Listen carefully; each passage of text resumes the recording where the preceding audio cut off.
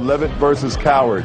Step forward. 24-year-old Kate Levitt is suing her former friend, Jonathan Coward, for killing her cat when he threw a TV across the room. Miss Levitt, Mr. Coward was a former friend of yours. You were having a party. How many people were at the party? It wasn't actually a party. It was more just like a couple of my roommates hanging together. How many? I guess there was like 6 of us, including me and Jonathan. On what date was this gathering? November 5th. Keep your voice up, please, Miss Levitt. Sorry, November 5th, 2009. What day of the week was that? I guess it was probably like a Friday. I don't actually have a job. I'm just a musician, so the days are kind of blur together like that. Is there any reason why you're moving around, Miss Levitt? I'm sorry, I'm fidgety.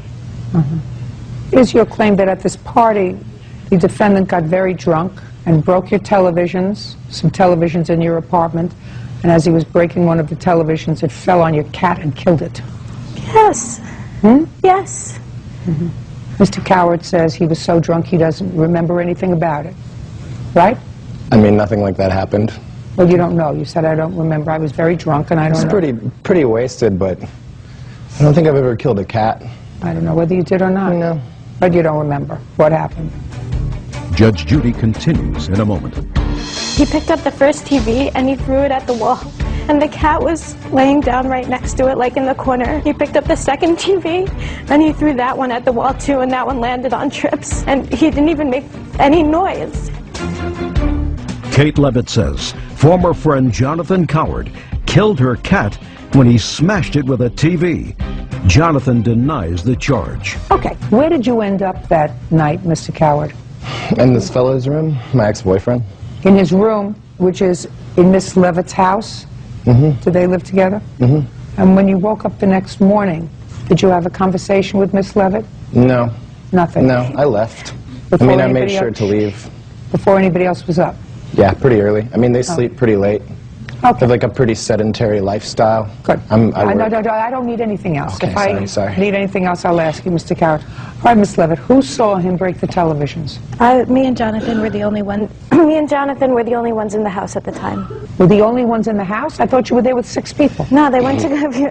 They went to go rent a movie from the Red Box, and as they were out was when the calamity went down. So tell me what happened and keep your voice up, please, and try to stand still. Sorry.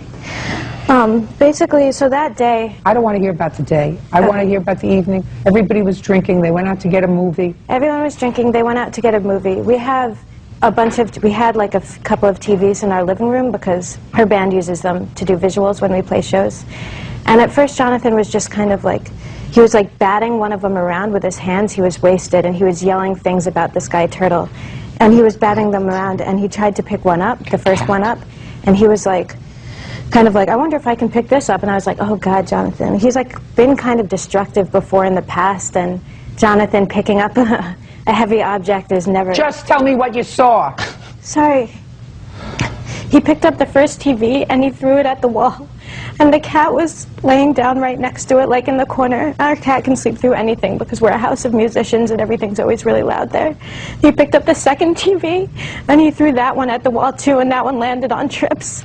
And he didn't even make any noise.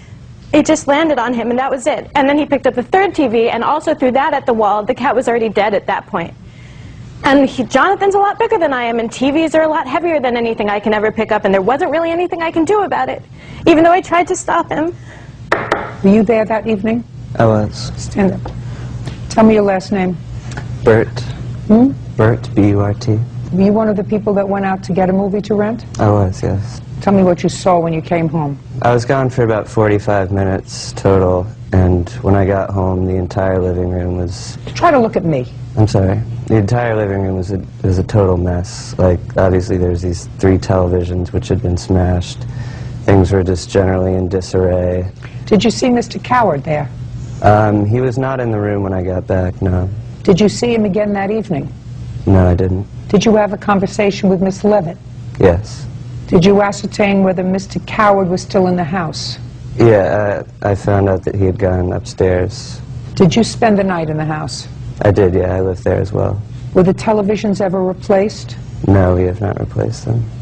Can I see photographs, please? Yes. Mr. Burt, Did you see the cat that evening? I didn't. Kate had told me that she buried it in a shoebox outside almost immediately after it had happened. So by the time I got back, it was no longer there. I don't know if I buy that. I probably would have been too upset. I buy the televisions. I'm not exactly sure about the cat. Judge Judy continues in a moment. Yeah, but I got a rationale to prove that you didn't do it. Just a second. I don't saying. care about your rationale. Just saying. You got it. I don't care about your rationale, and I don't want you to say anything. All right, Mama. Want justice?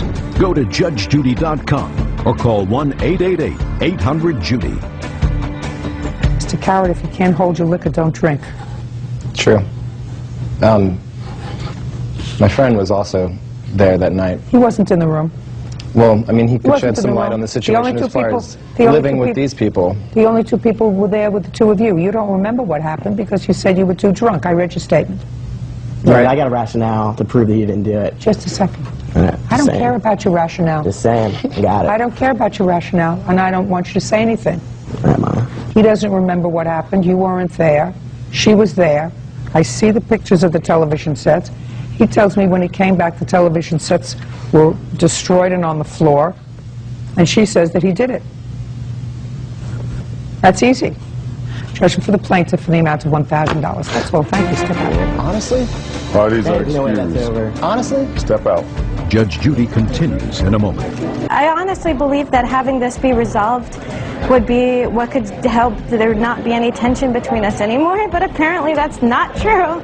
No. We're tough. We hate those people. I mean, they were my friends. They're straight. We hate them. I thought they were like my best friends. He lives there. He takes advantage of them. Check this out. Number one, I didn't get to talk in there. Got some real reasons. I mean, that's how life works, right? Kate is nasty. You just use people, then you move on. She's filthy. I have tons of pictures of Jonathan abusing other animals, so what he's saying is obviously crazy. Underwear on the counter. He killed a bird, he let the dead bird on fire. Never fed the cat. I have photographs of it. The cat died. It was a mercy killing because Kate never fed that cat. The guy's crazy, but he's not a bad friend, usually. I didn't kill the cat. Jonathan didn't kill the cat. None of us did because we only smash stuff outside. He's an artist. We don't smash stuff inside, but we love smashing stuff. Gotta say we do. Don't trust people anymore? I don't know. That's ridiculous. It's really ridiculous, obviously. I feel like my whole life is ridiculous, really.